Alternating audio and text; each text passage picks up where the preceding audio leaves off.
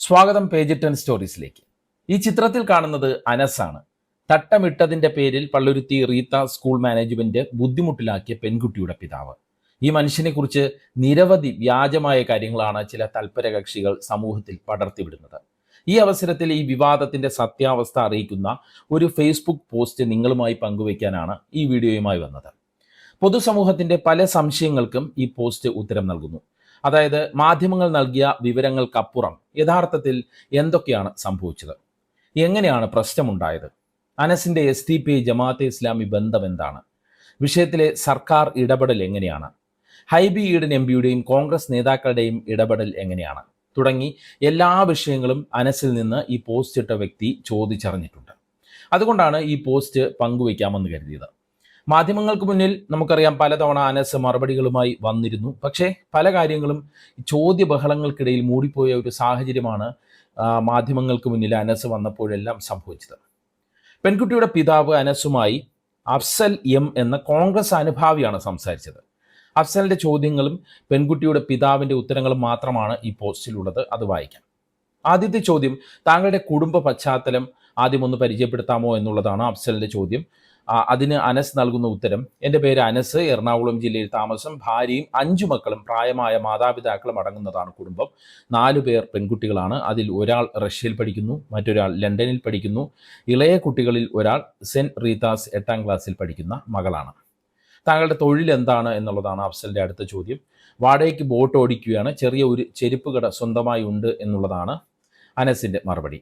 മകളെ സ്കൂളിൽ ചേർക്കുന്നതിന് മുമ്പ് ഹിജാബ് ധരിക്കാൻ പാടില്ല എന്ന നിബന്ധന സ്കൂൾ അധികൃതർ അറിയിച്ചിരുന്നില്ലേ? ഫോമിൽ താങ്കൾ ഒപ്പിട്ടിരുന്നു എന്നാണ് സ്കൂളിൻ്റെ വാദം എന്നുള്ള അഫ്സലിൻ്റെ ചോദ്യത്തിന്, ഇല്ല, അങ്ങനെ ഒരു നിബന്ധന സ്കൂൾ അറിയിച്ചിട്ടില്ല, ഞാൻ എവിടെയും ഒപ്പിട്ടിട്ടില്ല, സ്കൂൾ അധികൃതർ കാണിച്ച പേപ്പറിൽ എൻ്റെ ഒപ്പും ഇല്ല എന്നാണ് അനസിൻ്റെ മറുപടി.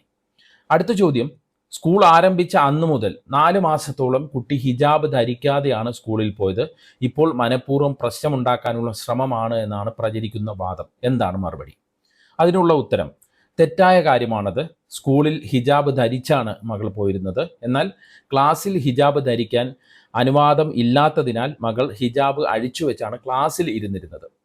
അതിൽ മാനസിക പ്രയാസവും മകൾക്ക് ഉണ്ടായിരുന്നു. അടുത്ത ചോദ്യം, പിന്നെ എങ്ങനെയാണ് ഈ പ്രശ്നങ്ങൾ ആരംഭിച്ചത്? ഇതാണ് നിർണായകമായ ചോദ്യം. അതിനുള്ള അനസിൻ്റെ ഉത്തരം ഇതാണ്. ഈ മാസം ആദ്യം സ്കൂളിൽ നടന്ന ഒരു പൊതുപരിപാടിയിൽ ക്ലാസ് ടൈം അല്ലല്ലോ എന്ന ധാരണയിൽ മകൾ ഹിജാബ് ഇട്ടുകൊണ്ട് പങ്കെടുത്തു. ഇതേ തുടർന്ന് സ്കൂളിലെ അധ്യാപകർ ക്ലാസ് ഇല്ലാത്ത അവസരത്തിലായിട്ടും ഹിജാബിൻ്റെ പേരിൽ മറ്റു കുട്ടികളുടെ മുന്നിൽ വെച്ച് പരസ്യമായി ശാസിക്കുകയും ഹിജാബ് അഴിപ്പിക്കുകയും ചെയ്തു. വളരെയധികം മാനസിക പ്രയാസം ഉണ്ടാവുന്ന തരത്തിലാണ് അധ്യാപകരും പ്രിൻസിപ്പലും കുട്ടിയോട് പെരുമാറിയത്. ഇക്കാര്യം അന്വേഷിക്കാനായി ഞാൻ സ്കൂളിൽ എത്തിയപ്പോൾ അധ്യാപകരും പ്രിൻസിപ്പലും എന്നോടും വളരെ മോശമായാണ് പെരുമാറിയത്. കുട്ടിയെ മാനസിക സമ്മർദ്ദം ചെലുത്തിയ കാരണത്താൽ പോലീസിൽ പരാതി പറയും എന്ന് പറഞ്ഞപ്പോൾ ഞങ്ങൾക്ക് അക്കാര്യത്തിൽ ഭയമില്ല എന്നായിരുന്നു അവരുടെ മറുപടി. നിങ്ങൾ പരാതി കൊടുത്തോളൂ എന്നായിരുന്നു അവരുടെ മറുപടി. അതെന്നെ വളരെ പ്രയാസത്തിലാക്കി. PTA പ്രസിഡന്റ് എന്ന് അവകാശപ്പെടുന്ന ഒരു വ്യക്തി, അദ്ദേഹം ഒരു രാഷ്ട്രീയ പാർട്ടിയുടെ നേതാവ് കൂടിയാണ്, അദ്ദേഹം വളരെ മോശമായാണ് ഞങ്ങളോട് സംസാരിച്ചത്. ഈ പ്രശ്നങ്ങളൊന്നും ഉണ്ടാകുന്നതിന് മുമ്പ് തന്നെ അദ്ദേഹം ഒരു സഭയുടെ യൂട്യൂബ് ചാനലിൽ പോയി സമൂഹത്തിൽ വർഗീയത പ്രചരിപ്പിക്കുന്ന തരത്തിൽ അഭിമുഖം പോലും നൽകി. ആ സമയം യാതൊരു പ്രശ്നവും ഉണ്ടായിട്ടില്ല എന്ന് അനസ് പറയുന്നു. PTA പ്രസിഡന്റിൻ്റെ ഇടപെടലാണ് കാര്യങ്ങൾ ആദ്യം വഷളാക്കിയത്. അടുത്ത ചോദ്യം, താങ്കളോടൊപ്പം ഒരു SDPI നേതാവ് ഉണ്ടായിരുന്നു എന്നാണ് ആരോപണം. അതിൻ്റെ യാഥാർത്ഥ്യം എന്താണ് എന്നുള്ളതാണ് അഫ്സൽ ചോദിക്കുന്നത്. അപ്പോൾ അനസിൻ്റെ ഉത്തരവും, എനിക്ക് അദ്ദേഹത്തെ അറിയുക പോലുമില്ല. സ്കൂൾ പരിസരത്ത് റോഡ് പണി നടക്കുന്നുണ്ടായിരുന്നു. അദ്ദേഹം ഞാൻ വിളിച്ചിട്ടോ എൻ്റെ ഒപ്പമോ വന്ന ആളല്ല. ഈ പ്രശ്നം അറിഞ്ഞു വന്ന ആളാണ്. എനിക്ക് അദ്ദേഹവുമായി ഒരു ബന്ധവുമില്ല. അടുത്ത ചോദ്യം, ഇതൊരു ക്രമസമാധാന പ്രശ്നം ആയ ശേഷം സ്കൂൾ അടച്ചിടുകയാണ് ഉണ്ടായത്. സ്കൂൾ മുന്നോട്ട് വെച്ച വാദം എന്തായിരുന്നു, അവരുടെ ന്യായം എന്തായിരുന്നു എന്നുള്ളതാണ് അഫ്സലിൻ്റെ ചോദ്യം. അതിന് അനസിനുള്ള മറുപടി ഇതാണ്. ഇതേ ക്രമസമാധാന പ്രശ്നത്തിൻ്റെ ന്യായം തന്നെയാണ് സ്കൂൾ പറഞ്ഞത്. പ്രശ്നത്തെ വഷളാക്കാനുള്ള ശ്രമം സ്കൂളിൻ്റെ ഭാഗത്ത് നിന്ന് ആദ്യമേ ഉണ്ടായിരുന്നു എന്ന് ഞാൻ പറഞ്ഞല്ലോ. ഹിജാബ് അനുവദിക്കില്ല എന്ന വാദത്തിൽ അവർ ഉറച്ചു നിന്നു. ഞാൻ മുഖ്യമന്ത്രിക്കും വിദ്യാഭ്യാസ മന്ത്രിക്കും മറ്റ് സർക്കാർ സംവിധാനങ്ങൾക്കും പരാതി നൽകി.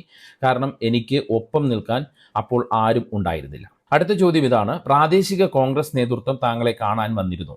DCC president Muhammad Shiyas, MP Hibi Eden എന്നിവരുടെ നിലപാട് എന്തായിരുന്നു എന്നുള്ളതാണ് ചോദ്യം. അപ്പോൾ അനസിന്റെ ഉത്തരം ഇതാണ്: കോൺഗ്രസ് നേതാക്കൾ സമവായത്തിനാണ് ശ്രമിച്ചത്.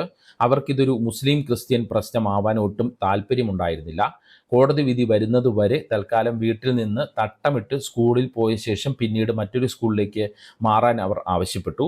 അതുവരെ സ്കൂളിൽ നിന്ന് മാറരുത് എന്ന് അവർ ആവശ്യപ്പെട്ടു. MLA K ബാബുവും മറ്റും ഇതേ ആവശ്യം മുന്നോട്ട് വെച്ചു. ചർച്ച എന്ന പേരിൽ എന്നെ സ്കൂളിൽ വിളിച്ചു വരുത്തിയെങ്കിലും സ്കൂൾ അധികൃതർ പങ്കെടുത്തില്ല. അവർ കോടതിയിൽ പോയിരുന്നു. അപ്പോഴേക്കും വിദ്യാഭ്യാസ ഡയറക്ടറുടെ റിപ്പോർട്ട് വന്നു എന്നുള്ളതാണ് അനസിന്റെ ഉത്തരം.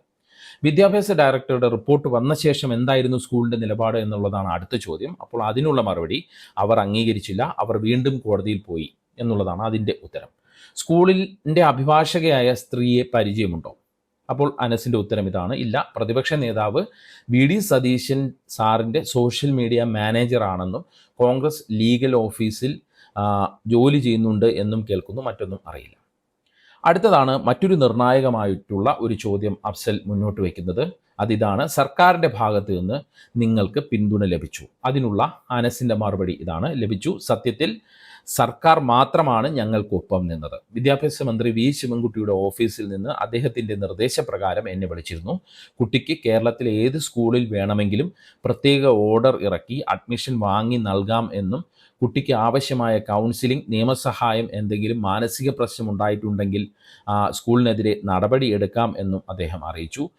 ശിശുക്ഷേമ വകുപ്പിൽ നിന്ന് അഡ്വക്കേറ്റ് KS അരുൺകുമാർ വീട്ടിൽ വന്നിരുന്നു. LDF കൗൺസിലർ വന്നിരുന്നു. സർക്കാർ ഇടപെടലിൽ താൻ തൃപ്തനാണ് എന്നുള്ളതാണ് അനസിൻ്റെ മറുപടി. TC വാങ്ങിപ്പോകുന്ന കാര്യം ചാനലുകളിൽ അറിയിച്ചപ്പോൾ താങ്കളുടെ കൂടെ നിന്ന അഭിഭാഷകൻ അമീൻ ഹസനെ എങ്ങനെയാണ് പരിചയം? അദ്ദേഹം ജമാഅത്തെ ഇസ്ലാമിയുടെ പ്രവർത്തകനാണെന്നും അവരുടെ ഗൂഢാലോചനയാണ് ഈ കേസെന്നും ചില കമൻറ്റുകൾ ഉണ്ടായിരുന്നു എന്നുള്ള കാര്യം അഫ്സൽ അനസിനോട് ചോദിക്കുകയാണ്. അപ്പോൾ അനസിൻ്റെ ഉത്തരം ഇതാണ്: അമീൻ ഹസനെ എനിക്ക് മുന്നേ അറിയില്ല. ഈ വിഷയം ചർച്ചയായ ഒരു ദിവസം മാതൃഭൂമി ചാനലിൽ ഞങ്ങളെ പിന്തുണച്ചുകൊണ്ട് അദ്ദേഹം ചർച്ചയിൽ പങ്കെടുത്തപ്പോഴാണ് ഞാൻ അദ്ദേഹത്തെ ആദ്യമായി കാണുന്നത്.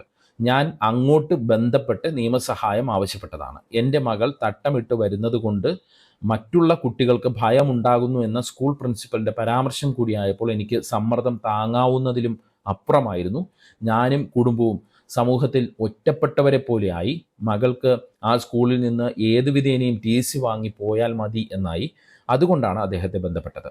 ഞാൻ ഒരു രാഷ്ട്രീയ പാർട്ടിയുടെയും അനുഭാവിയോ പ്രവർത്തകനോ അല്ല എന്ന് അനസ് പറയുന്നു. അടുത്ത ചോദ്യം: ഏതെങ്കിലും രാഷ്ട്രീയ പാർട്ടികൾ താങ്കളെ ഇതുവരെ ബന്ധപ്പെടുകയോ പിന്തുണ നൽകുകയോ ചെയ്തിട്ടുണ്ടോ എന്നുള്ളതാണ്. അതായത് LDF, UDF അങ്ങനെയുള്ള പാർട്ടികൾ പാർട്ടി തലത്തിൽ എന്തെങ്കിലും സഹായം അല്ലെങ്കിൽ പിന്തുണ ഇദ്ദേഹത്തിന് നൽകിയിട്ടുണ്ടോ എന്നുള്ളതാണ് അഫ്സലിൻ്റെ ചോദ്യം. അതിന് അനസിൻ്റെ മറുപടി ഇതാണ്: ഇല്ല. എന്നെ ഒരു രാഷ്ട്രീയ പാർട്ടികളും ബന്ധപ്പെടുകയോ ഏതെങ്കിലും തരത്തിലുള്ള സഹായം നൽകാമെന്ന് അറിയിക്കുകയോ ചെയ്തിട്ടില്ല. എനിക്ക് ന്യായമായതും നീതിയുക്തമായതുമായ സഹായമേ ആവശ്യമുള്ളൂ, മറ്റൊന്നും ഞാൻ പ്രതീക്ഷിക്കുന്നില്ല എന്നുള്ള വളരെ പക്വതയുള്ള മറുപടിയാണ് അനസ് നൽകുന്നത്. ഇങ്ങനെയാണ് അനസുമായുള്ള അഫ്സലിൻ്റെ സംഭാഷണം അവസാനിക്കുന്നത്. ഏറെക്കുറെ എല്ലാ കാര്യങ്ങൾക്കും വ്യക്തത വരുത്തുന്ന സംഭാഷണമാണിത്. സത്യത്തിൽ ഈ വിവാദം റീത്ത സ്കൂളിന് തിരിച്ചടിയാവുന്ന ഒരു സാഹചര്യമാണ് ഇപ്പോൾ നമ്മുടെ മുന്നിലുള്ളത്. അതായത് അവിടെ നിന്ന് പല കുട്ടികളും TC വാങ്ങി പോകുന്ന ഒരു സാഹചര്യമുണ്ട്. ഹിജാബ് ധരിക്കുന്നവരെ ഭയപ്പെടുന്നവർക്ക് ഇടയിൽ തൻ്റെ കുട്ടികളെ പഠിപ്പിച്ച് വളർത്താൻ ഉദ്ദേശിക്കുന്നില്ല എന്നാണ് റീത്ത സ്കൂളിൽ പഠിക്കുന്ന 2 കുട്ടികളുടെ മാതാവായ ജസ്ന ഫിറോസ് കഴിഞ്ഞ ദിവസം മാധ്യമങ്ങളോട് പ്രതികരിച്ചത്. ഇങ്ങനെ പല മാതാപിതാക്കളും പ്രതികരിക്കുന്നുണ്ട്, കുട്ടികളെ സ്കൂൾ മാറ്റുന്നുമുണ്ട്.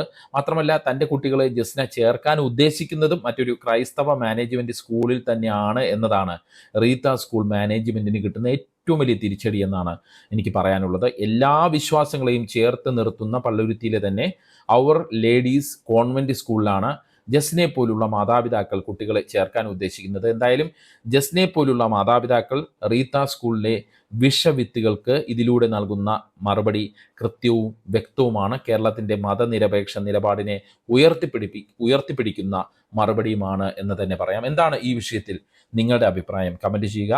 പേജ് 10 സ്റ്റോറീസ് വീഡിയോകൾ വാട്സപ്പിൽ കിട്ടാൻ കമൻറ്റ് ബോക്സിലുള്ള ലിങ്കുകൾ ക്ലിക്ക് ചെയ്ത് വാട്സപ്പ് ചാനലിലോ അല്ലെങ്കിൽ ഗ്രൂപ്പിലോ അംഗമാകാം. നന്ദി, നമസ്കാരം.